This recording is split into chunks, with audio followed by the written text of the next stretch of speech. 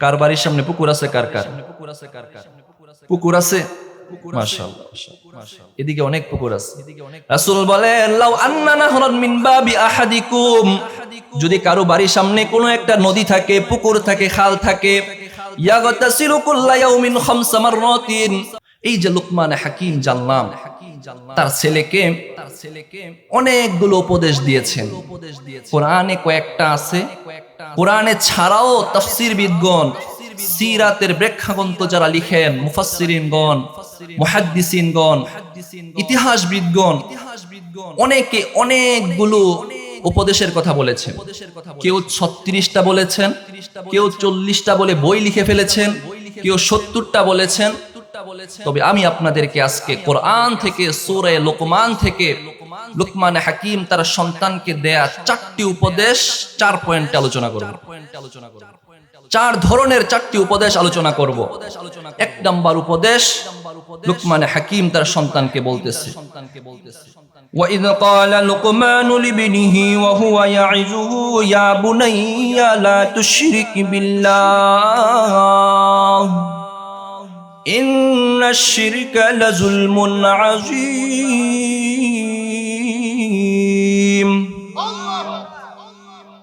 লুকমান হাকিম তার সন্তানকে উপদেশ স্বরূপ যেই কথাগুলো বলেছিলেন, আল্লাহ তাআলা তার পবিত্র কালামুল্লাহর মাঝে ওই উপদেশগুলো তুলে ধরেছেন। প্রথম নাম্বার উপদেশ, লুকমান হাকিম তার সন্তানকে আকীদা, ঈমান ঠিক করার জন্য উপদেশ দিচ্ছেন। ঈমান ঠিক করা, ঈমান সবার আগে, ঈমান জিনিসটা সবার আগে দরকার। আমলের আগে ঈমান দরকার। ঈমান যদি ঠিক থাকে সব আমল ঠিক ধরা হবে। ঈমান যদি খারাপ হয়ে যায় সব আমলকেই বরবাদ করা হবে। এজন্য লুকমান হাকিম তার সন্তানকে ঈমানের ব্যাপারে প্রথম উপদেশ দিচ্ছেন। লুকমান হাকিম বলতেছেন, ইয়া বুনাইয়া, হে আমার আদরের সন্তান, হে আমার আদরের সন্তান। ডাকটা কত মায়া করে দিলেন। ইয়া বুনাইয়া লা তুশরিক বিল্লাহ, তুমি আল্লাহর সাথে কাউকে শরীক করবা না। প্রথম নাম্বার উপদেশ, আল্লাহর সাথে কাউকে শরীক করবা না। ইন্নাশ শিরকা লাযুলমুন আযীম, নিশ্চয়ই শিরিক হলো মহা অন্যায়, মহা পাপ। 1 নাম্বার উপদেশ দিয়ে দিলেন, আকীদাকে ঠিক করে নাও, নিজের ঈমানটাকে পরিষ্কার করে নাও, কলবটাকে সাফ করে নাও। কলবের মাঝে একমাত্র আল্লাহকে বসিয়ে নাও। আল্লাহ ছাড়া তার সাথে কোনো গায়রুল্লাহকে কলবের মধ্যে স্থান দিও না। লা তুশরিক বিল্লাহ, আল্লাহর সাথে কাউকে শরীক করিও না। 1 নাম্বার উপদেশ বুঝে আসছে? আমাদের জন্য সেম উপদেশ। প্রথম নাম্বার আমাদেরকে বুঝতে হবে, আল্লাহর সাথে কাউকে শরীক করা যাবে না। যাবে? আল্লাহর সাথে কাউকে শরীক করা যাবে না। 2 নাম্বার, লুকমান হাকিম তার সন্তানকে আমলের উপদেশ দিচ্ছেন। নিজের ঈমান যখন ঠিক হয়ে যাবে তারপর আমলের দিকে ফোকাস করতে হবে। আমলের উপদেশ দিয়ে লুকমান হাকিম তার সন্তানকে বলতেছেন, ইয়া বুনাইয়া আকিমিস সালাহ, হে আমার সন্তান, আকিমিস সালাহ, নামাজ কায়েম করো। নামাজ এটা হলো আমলের সাথে সম্পৃক্ত। নামাজ কায়েম করো। নামাজ পড়লে ইন্নাস সালাতা তানহা আনিল ফাহশাই ওয়াল মুনকার, নামাজ তোমাকে অন্যান্য খারাপ কাজ থেকে বিরত রাখবে। প্রথম নাম্বার উপদেশ দিলেন ঈমানকে ঠিক করে নাও। 2 নাম্বার উপদেশ দিলেন আমল ঠিক করো, মানে নামাজ পড়ো। এই নামাজ হলো মূল। নামাজ যদি পড়েন অন্য সকল গুনাহ আল্লাহ ক্ষমা করে দিবেন। অন্য সকল গুনাহ আল্লাহ ক্ষমা করে দিবেন।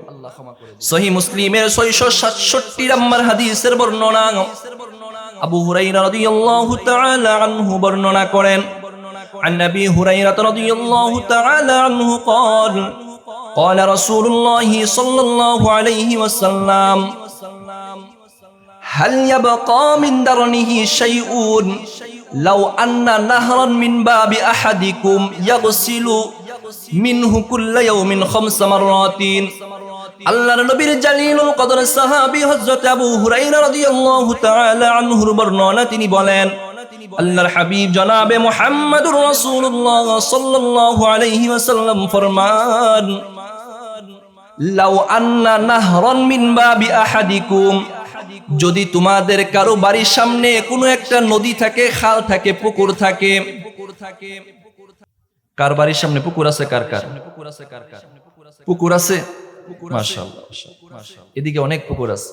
রাসূল বলেন লাউ আন্না নাহরান মিন বাবি আহাদিকুম, যদি কারো বাড়ির সামনে কোনো একটা নদী থাকে, পুকুর থাকে, খাল থাকে, ইয়াগতাসিলু কুল্লা ইয়াউমিন খামসা মাররাতিন, যদি ওই ব্যক্তিটা প্রতিদিন 5 বার ওই পুকুরে গোসল করে, 5 বার, একবার না, 2 বার না, 3 বার না, 4 বার না, 5 বার যদি ওই পুকুরে ডুবায় গোসল করে, হাল ইয়াবকা মিন দারনিহি শাইউন, তাহলে কি তার শরীরের মাঝে আর কোনো ময়লা থাকতে পারে কিনা?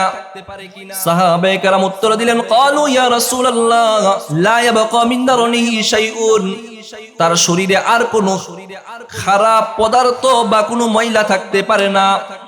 ফাকাল নবী সাল্লাল্লাহু আলাইহি ওয়াসাল্লাম ওয়া যালিকা মিসলুস সালাতিল খামস, এটাই হলো 5 ওয়াক্ত নামাজের উদাহরণ, এটাই হলো 5 ওয়াক্ত নামাজের উদাহরণ।